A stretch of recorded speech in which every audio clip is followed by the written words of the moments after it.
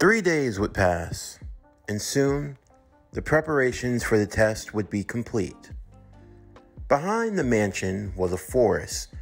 It was a part of the property that the professor had bought after moving he and Logan to Tokyo, Japan.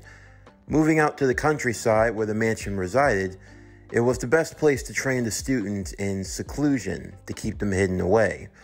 And buying the land around would have just made things a lot easier, including the forest. And after tonight, the forest might not even be left standing. Logan had come up with the test. It was going to be simple. He was going to go into the forest with a headband tied around his forehead. All they had to do was take the headband and escape the forest. They did so. If just one of them could manage to do it, they would pass. But of course, that would be easier said than done. Logan made it very clear that tonight, they weren't going to be getting Professor Logan. They were getting the Wolverine. They had until sunrise to get the headband. It didn't matter how they did it. They could use their powers to their fullest extent, to their heart's desire, give it everything they got. As Logan put it, they better come at him with the intent to kill, because it was going to take all of that and then some if they were going to want to get their hands on this headband. The headband was white with a red X at the center of the forehead, a signia especially appropriate given their fighting to be X-Men. This ultimately was Logan's only test and requirement, to see how badly did they want it. How much did they truly desire to be X-Men? Could they fight through adversity and conflict? Could they persevere even in the worst of circumstances? Because he was the worst of circumstances.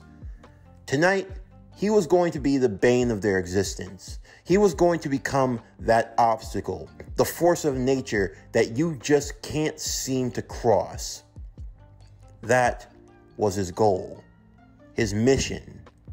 And above all else, his test to see if they had the resolve to truly be what they all thought they were capable of. When night was coming along, Logan bid farewell to everyone, leaving the mansion to make way into the forest and to wait. Once he left, the students were free to follow whenever they wished. Everyone was gathered outside, dressed in their signature training attire, a gray t-shirt, black shorts, and sneakers. Everyone was raring to go, trying to come up with various strategies that they might be able to use against him. They were all huddled together in a single group, with Miyamura leading the charge. In all likelihood, he's probably going to try to drag us all out there all at once. He's probably anticipating it, thinking that we're just going to be foolish to try to gang up on him 16-1. But won't that work in our favor, though? Tomo said. I mean, yeah, he's good and all, but we've got power, and we've got the numbers on our side. I don't think you all realize what we're going up against, Ryuji said. He's said to be one of the best. Don't forget, he has military training. Honestly, he's probably been holding back on us when it comes to training all this time. It's just been so tough, we haven't been able to realize it yet. He wouldn't just pick this type of test for no reason if he wasn't confident that he could beat all of us. Well, what about me? Nagatoro said. All I gotta do is get a visual sight on him. I can teleport behind him, grab the headband, and I can be out of there before he even knows what's hit him. Yeah, but do you think you're fast enough? Naruto would say. What's that, senpai? You don't think I'm fast enough to do it? It's not about you being fast enough. You're pretty fast with your teleportation, but that's not the issue. It's that I noticed there's a lag time whenever you teleport. A lag time? Yes. From the time that it takes you to concentrate on what location you want to go to and to actually use your powers, I estimate it takes about 3 to 5 seconds. 3 to 5 seconds? That's not that big of a deal. I can just... But are you fast enough, though? Mai asked Nagatoro. Do you really think you're fast enough to get to Logan, grab the headband, and get out of there, all within the span of 3 to 5 seconds? I've seen his instincts. They're sharp.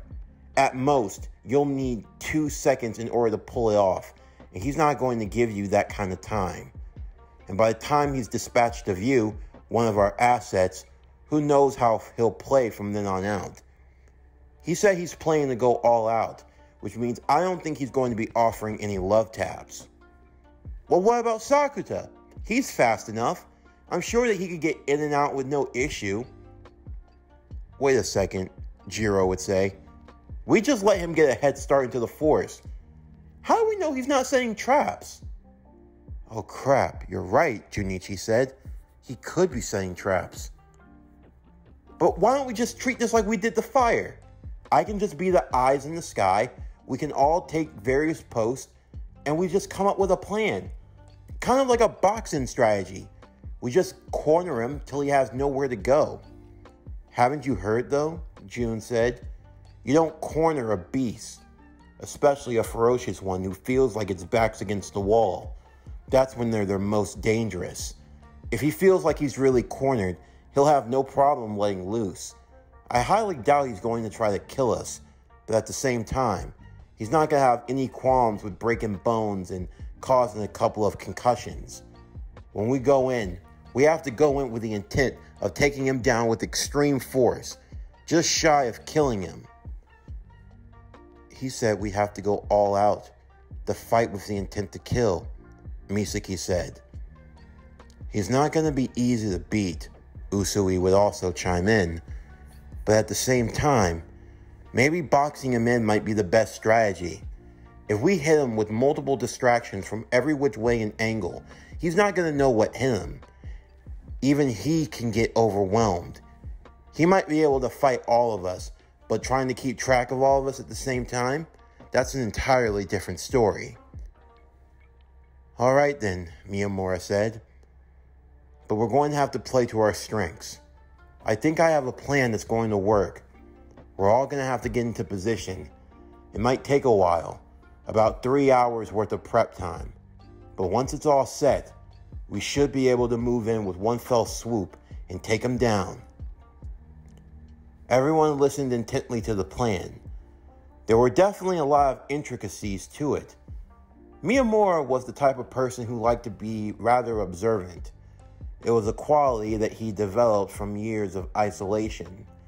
It was something that Hori had come to admire in him, one of the many reasons why she loved him. She thought that after all this time, he hadn't paid attention to the little things, but the fact that he could always pick up on certain details, it was all the more keen why people turned to him as a leader. He showed the qualities of it, and the fact that he was able to make a plan that could complement and use everyone's abilities almost flawlessly. He truly had the makings of a general, if need be. When the plan got started, everyone would set off to the forest. Akari would be the one staying behind. She raised her hands to the sky, slowly closing her eyes and concentrating. She would feel the wisp of wind moving around her arms, tingling sensations moving down her very spine. She felt herself becoming attuned with nature. As she opened her eyes and they began to glow, storm clouds would start to form over the countryside and the forest ahead, all being pulled into this one location. Thunder would begin to crackle and strike in the sky with streaks of lightning, before droplets of rain began to follow, droplets that became a downpour. In the meantime, Hori and Mai would be on the outside edge of the forest, the two of them using their telepathy. They were going to try to connect everyone to a channel, if you will. The plan actually came from Nagatoro and from Naito. Their love of manga actually came in hand at a time like this. When you read enough manga with different powers and abilities, you start to pick up similarities in different ones. And as such, you find different ways to apply them. Naito came up with the idea from reading Naruto and thinking about the Yamanaka clan, how they were able to use that jutsu of theirs, the mind transfer jutsu. That's the one. They were able to connect people through a telepathic link of sorts. And they had 2 telepaths right here. Combined, they should be able to link everyone's consciousness. That way they could all speak to each other without the need of using their phone in the rain. The storm that Akari was creating would act as a form of cover. But surprisingly enough, Junichi would be able to fly through it effectively. He would be able to be their eye in the sky, if you will, to let them know what he could see in every which way and direction. From there, everyone would take point, entering at different points through the forest, each one taking their time. Once they found the location for where Logan was, they'd set up a trap and spring forth to take him down. Everyone knew their assignments as they entered into the forest. Everyone speaking through telepathically. It meant that they didn't have to speak or use words. So that cut the need of them talking and potentially giving away their location. The reason why they had Akari making rain was so that it could, in effect, wash off their scent. It would make them harder to track and harder to follow. Logan would effectively be in the dark, with his senses being tampered with to a degree. Chances are he could probably still smell them out, even in the midst of a storm. But it was just to throw him off. To throw him off just long enough. They already knew that in a straight-up fight, they didn't stand a chance of winning. But this strategy wasn't about trying to win the fight. It was about trying to slow him down. If they couldn't get to his level, so to speak, they would just nerf him. Bring him down to the point where they'd be on his level, just long enough. When Logan felt the rain coming, he smiled. The forecast didn't call for bad weather, nothing this inclement.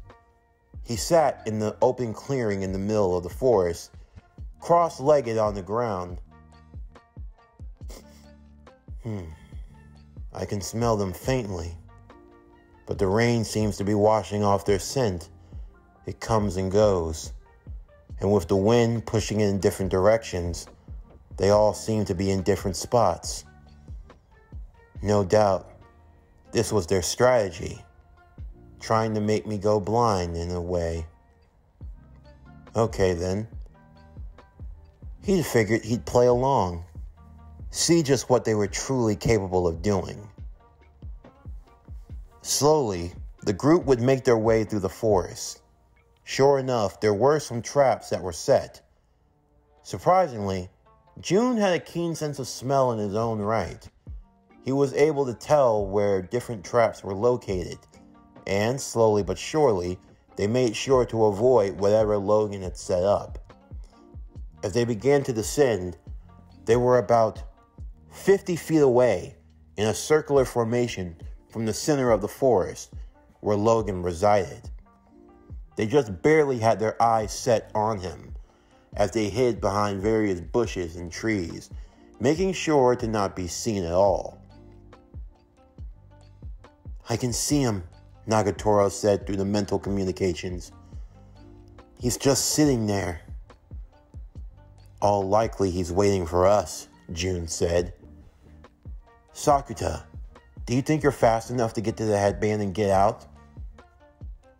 I don't doubt that I am, but he'll probably see that coming. Even when I try to sneak up on him with my speed, he's always just quick enough to react to me. I might be able to get in a few good hits, but we already know that he knows where we're trying to aim. We're aiming for the head.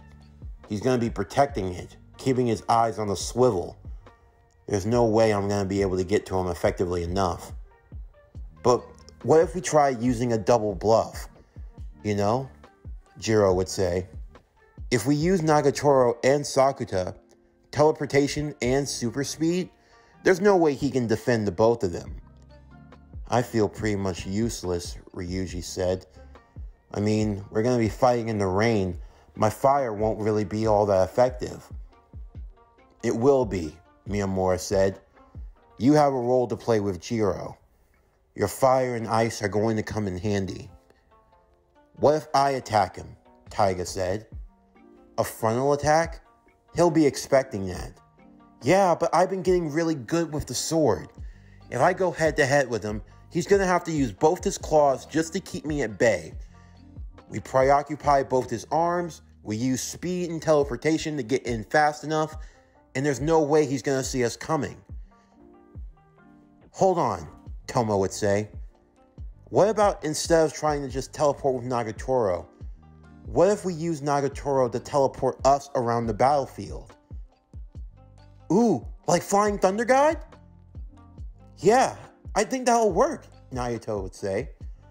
If Nagatoro can move us all around the field effectively, he won't know where we're coming or going. Nagatoro can be used to put us in different locations when need be. Then we can be able to strike him at his blind side.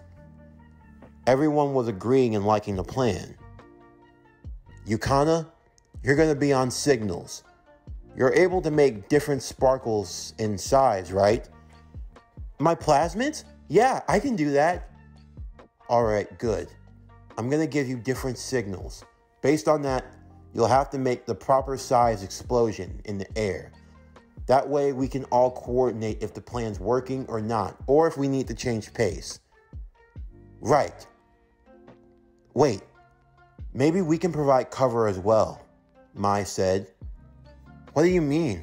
Hori would ask her. I can create illusions. If you can help me out, maybe we can just throw off his trajectory. Just enough. His peripheral vision. If we can just confuse him just long enough, it's not going to last. He'll be able to see right through it. That's not the point. All we have to do is throw him off. Throw off his line of sight just long enough for us to hit him. We have to strike with a simultaneous attack. He's expecting us to come at him all at once, but not how we're going to come at him all at once. If we attack in one fell swoop, with multiple attacks hidden behind each attack, then he won't be able to see what's really coming. Alright then, we'll go with your plan. Miyamura would make sure that the final preparations were needed before finally it would begin. Off to the west side of the forest, Yukana would concentrate a sparkling explosion. Shooting off the plasmids from her hands, they would fly high into the air, creating what seemed like a volley of fireworks. Logan raised his head to see what was happening. Most likely, they were trying to throw a signal of sorts. Both Ryuji and Jiro would grab hands, as they would summon their fire and ice at the same time, creating a steaming mist that would fill through the forest. So, they're trying to blind me. Logan grinned. It looked like their plan was going into form.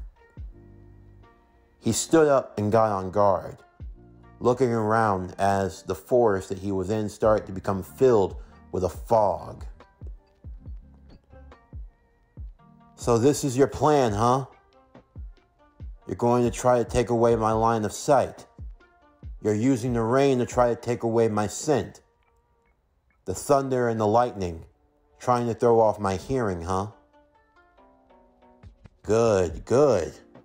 You're trying to attack my senses because you think that that's my strong suit. I gotta admit, I would have done the same thing. However, you should know that there are far more senses that I'm capable of using. Logan took a step back, not realizing that where he had stepped, there was a branch. A branch. He didn't remember there being a branch there. Wait a second. The telepaths. Immediately, a multiple series of punches would start to arrive, Logan doing his best to block each one of them. It was Tomo and June. Huh. So now you're even trying to portray my sense of sight and my sense of touch. Using the telepaths, huh? To try to create illusions. It seems you figured it out. You might think you know this forest inch by inch, but do you really? Yeah. "That branch you stepped on," June said. "Maybe it's there, maybe it's not. If that's the case, who knows what you might be running into?" Cocky little brats, aren't you? But all that trash talk isn't going to get this headband from me. If you want it, come and take it. With pleasure. Tomo transformed into her metallic state as she started throwing a volley of punches and kicks straight towards Logan. The two of them had definitely become more ferocious when it came to their hand-to-hand combat. June jumping from tree to tree, moving with effortless efficiency before swinging around with two kicks directly stayed at Logan's back. Logan would manage to jump at the last moment, and Tomo would as well, avoiding being hit by June as they continued with the onslaught without let-up. It was just then, just when Logan thought that he was about to be backed into a tree, when he fell backwards continuously. The tree wasn't there. It was a fake. However, what he didn't expect was that there was still a tree. It was just a few feet further. When Logan jumped back with full efficiency, the back of his head smacked into the tree. Naoto would come running from the other side, attempting to grab the headband as he could phase through it. Logan, quickly gaining his senses, would duck down at the last moment, as Naoto would run through the lariat that June and Tomo had created, before Nagatoro would pull him away, disappearing into the thickness of the fog. Once again, a giant wall of ice would begin to appear from the ground, and another one, and then another one. Jiro was taking the time to form a giant maze. Now, his sense of direction had been thrown off even more so. On top of having missed, there were walls of ice. Logan could try to scale and climb over it, but he figured he'd indulge, moving through the ice-like maze. Really trying to keep me on my toes. Gotta give them credit. They actually thought this through. But still, no matter how good you think you are, you can't be that good. And that's where you're wrong. Jiro placed both hands onto the ground. Entering into his Iceman-like form, he poured everything he had into this attack. The forest was now filled with different walls of ice, creating a maze within a maze. Thankfully, because of their connection with telepathy, Jiro could tell them all where they needed to go. And more importantly, they could have eyes on Logan's location. The storm was being let up by Akari just enough, allowing for Junichi to fly on ahead. He could give them directions on where Logan was going, telling them exactly his next location. But Logan anticipated this as he picked up a rock before looking up into the sky and seeing exactly where Junichi was. "Oh shit! I see you, birdie!" Logan quickly flicked the rock directly at Junichi, hitting him directly in the eye and causing him to fall down into the forest below. "Crap! He saw him. Now we don't have eyes in the sky. It's alright," Miyamura would say. "We just stick to the plan. Junichi, are you okay?" Ow! Oh, God, that hurt. "I'm good. I'll be back up soon. I promise." "Junichi!" "I'm fine, Yukana. Really. Send up the next flare." "Right." 2 more fireworks would appear in the sky. Logan, thinking that they were sending off flares once again, probably a change of course when it came to the plan. Just then, Usui would spring forth into action. As Logan was running straight for a wall, the wall with ice would start to glow, being filled with kinetic energy as it blew up directly in Logan's face, knocking him back once again.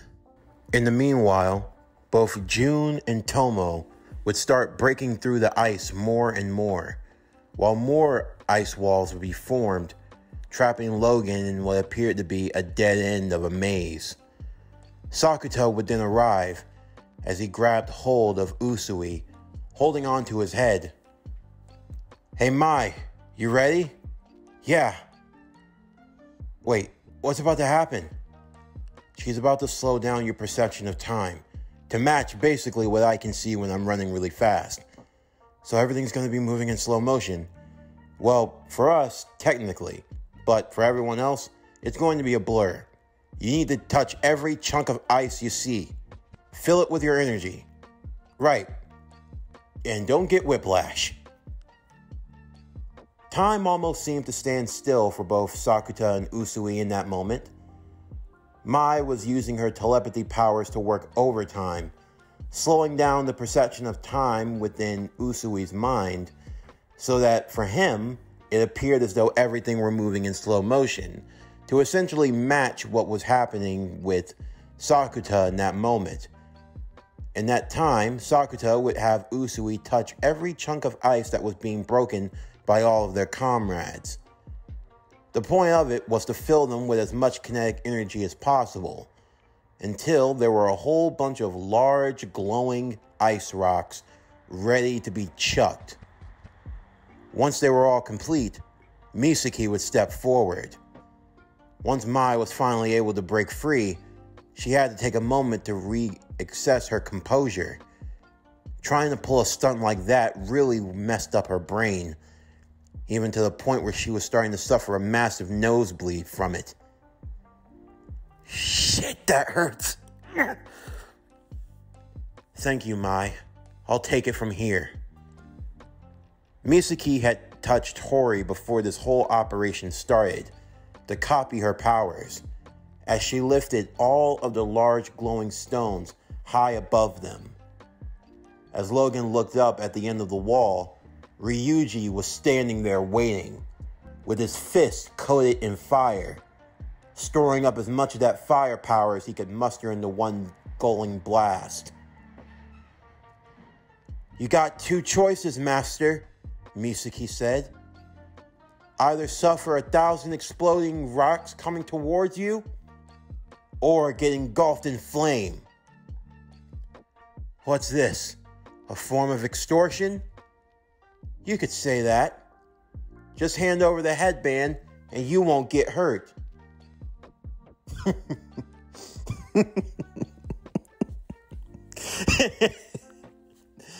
Oh boy, you kids are really funny.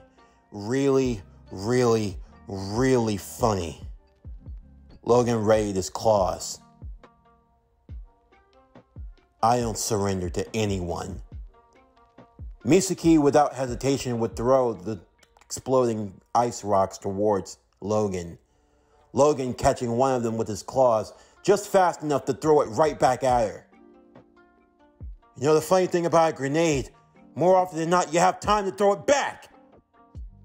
At the last moment, Nagatoro would move Misaki out of the way, Logan grabbing the smaller chunks of exploding rock and throwing it right back towards them, while dodging the larger ones that exploded at the wall, causing Ryuji to fall down it. The moment he hit the ground, Logan was right on top of him, ready to strike. That was when Taiga came in, her plasma blade already at the ready, catching his claws in that moment. "I figured it'd be a matter of time before you showed up, Pipsqueak." She simply grinned as she tried to kick his legs out from under him. He backed away and created space, but Taiga stayed on the offensive, jumping from wall to wall before jumping high into the air, attempting to strike at him. Logan raised his claws up, but Nagatoro would then appear behind Taiga, disappearing and reappearing in that moment right behind him as she went for a slash, going directly at his back. It caused Logan to howl out in pain. He knew that these kids were going to have to fight by going all out, but still, it hurt like a bitch, and he didn't expect them to actually come through with that level of force.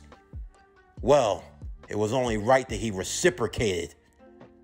He would go in for an attack himself, slashing away and leaving 3 scratches on Taiga's arm, causing her to bellow out in pain as he kicked her away. "I ain't got no problems with hitting a woman." It was just then that he felt the fire pick up. Ryuji saw what happened. It caused him to think about a conversation he had a couple months ago when he saw Taiga training relentlessly with the sword. He remembered about what Logan had said about learning how to let go, how to truly unleash that fire that was built up inside of you. The fire wasn't just the power, but the power could feed on emotion. A lot of times it goes hand in hand. The more that you're in tune with your emotions, the more proficient you can be at using your power. But sometimes, just sometimes, you feel this wellingness that burrows inside of you. A fire that burns continuously, waiting to be unleashed. When he heard Taiga scream out in pain, seeing what had happened to her, all of a sudden, this idea of it being a practical, this being some type of regular test, oh no, all that went directly out the window, and Ryuji was pissed. He jumped up immediately at Logan, but Logan wasn't expecting what came. Ryuji's fists were on fire, and the first fist was connecting with his face. You bastard! The fiery fist would connect right with Logan, followed by another and then another. Ryuji was just throwing haymakers. His fists were set aflame, and yet each time they connected, it caused an explosion of fire to burst forth. Try that shit with me! Damn it! The kid's got some fight in him. Logan retracted his claws as a sinister grin appeared on his face. He responded in kind, giving Ryuji a combo of strikes himself, knocking the boy directly to the ground. It's obvious your father never gave you this type of lesson as a kid. But don't worry, I'll make sure I give it to you. You want to punch a man in the face? This is how you punch a man in the face! Before the next fist could connect, though, Taiga was already back on her feet. Get your hands off of him! The two of them would now work in sync with one another, as they were now attacking at Logan as well. The others were surprised at just how far the two were willing to go. They had never seen this level of ferocity. However, Logan was now getting too caught up in the fight. He was so enthralled in it, so caught up in the heat of the moment, that he didn't see what was happening.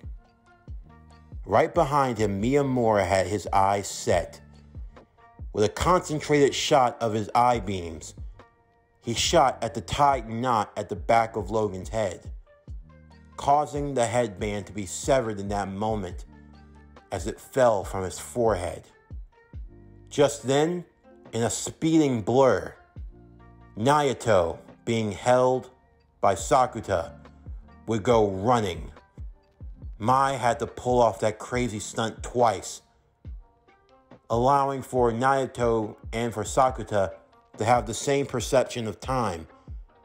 Naoto had to use his powers in a blink, as the two of them would phase through Ryuji, Taiga, and Logan, grabbing hold of the falling headband, before Naoto would hand it to Sakuta.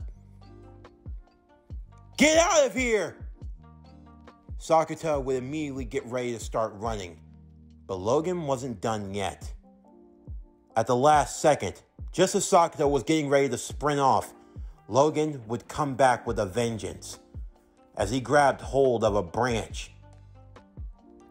He was going to have to pray that these kids would forgive him for what he was about to do, because he took that branch, taking his claws, and all of this happening in the span of just a short amount of time. He managed to sharpen one end of the branch and throw it directly at Sakuta, hitting him directly in the shoulder, causing him to fall over in pain and drop the headband. Thankfully, the way he threw it, it wasn't going to kill him, but it was going to hurt like a mother when he woke up the next day. For many of the kids, they were shocked.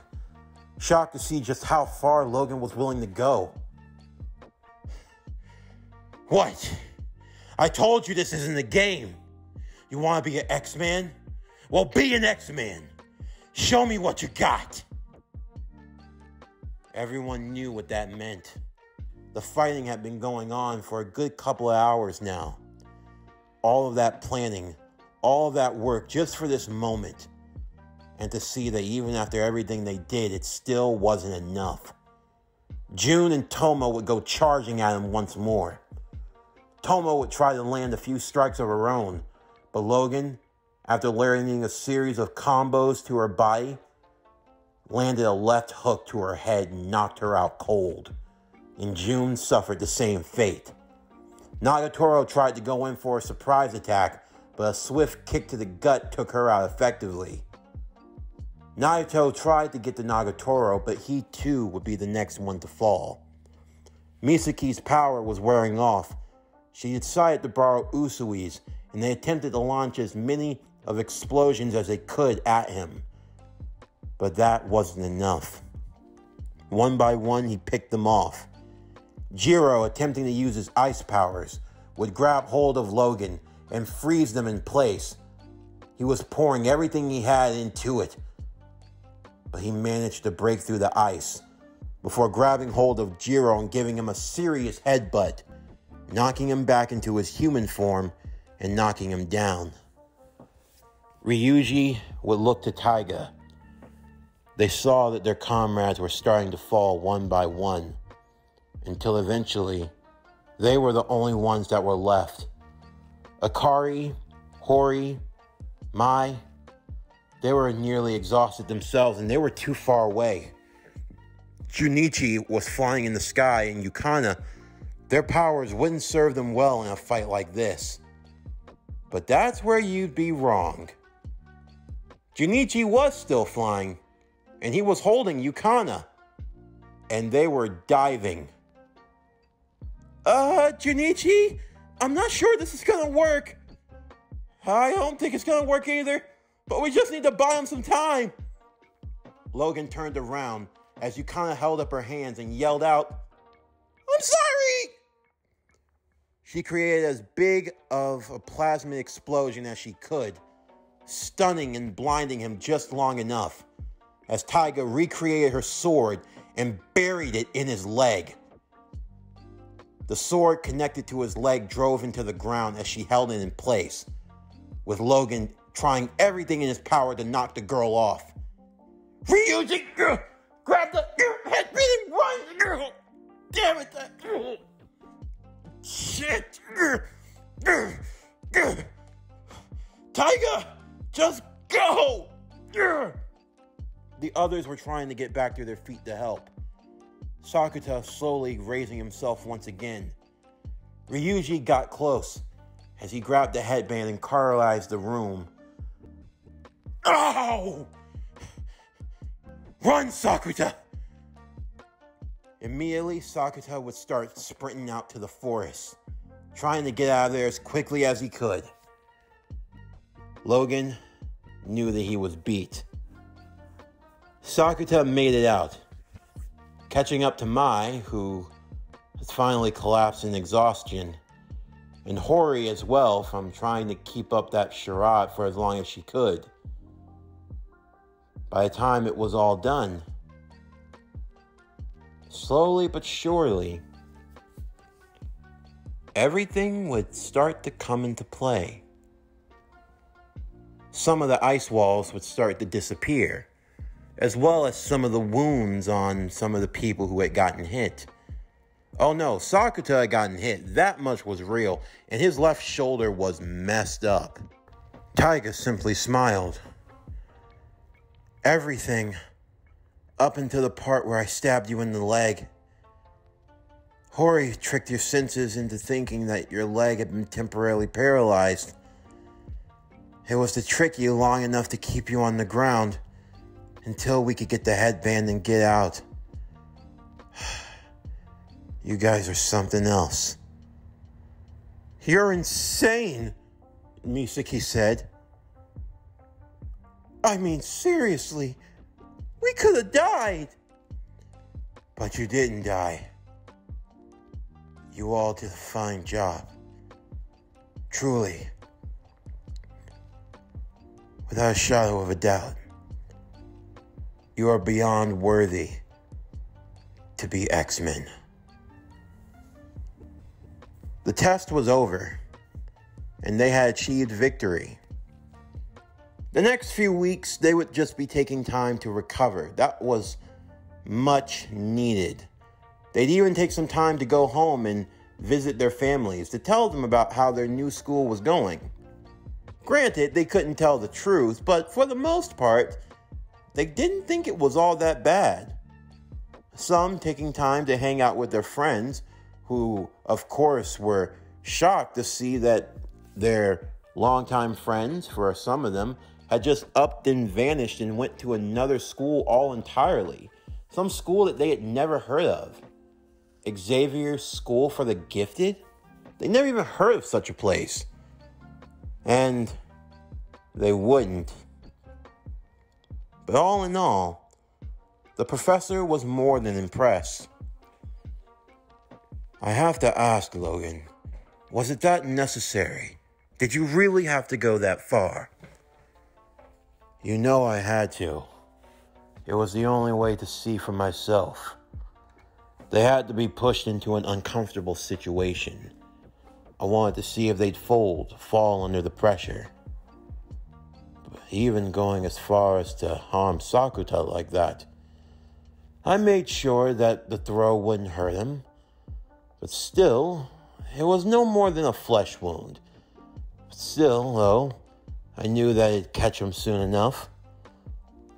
These kids are going into a world that's dangerous. A world where they're going to experience and see a lot of things. I know. But I have faith that they'll be able to overcome it. And I believe of all the X-Men, they will grow to be the finest. But whether they do or don't, that is up to them. But for now at least, they can continue. After some time off, the group would eventually return, with a gift waiting for all of them. They were a bit old school, to say the least, based off of an older design that the professor had. The kids would all be given a box with a set of clothing, a suit. You all have got to start somewhere, Logan would say. And the professor felt that this was the best place to begin. Everyone pulled out the uniforms one by one. They were all exactly the same, some modified for different users. A motif of blue and yellow. They seem so yesterday, Akari would say. But still, I think I can make this work. Yeah, I think they're really retro, Yukano would say. Definitely retro, Miyamura said. I'll have you know, the professor wheeled in. Those were the first series of suits worn by the first group of X-Men. The first generation. And I am pleased to say that you have all met and even exceeded the expectations that I have had for you. This road is not an easy one. It's a road that you are called upon, many of you, all of you, against your will. But even in the midst of adversity, you have proven yourselves to be able to overcome, to be able to achieve, to grow in spite of circumstance. Even if it is only temporary. I can say without a shadow of a doubt, I am proud of all of you, my students. And I could not think of a better group to represent as the X-Men. This concludes X-Men: The Next Generation. What If Wolverine Trained the X-Men? Season 1, Part 7.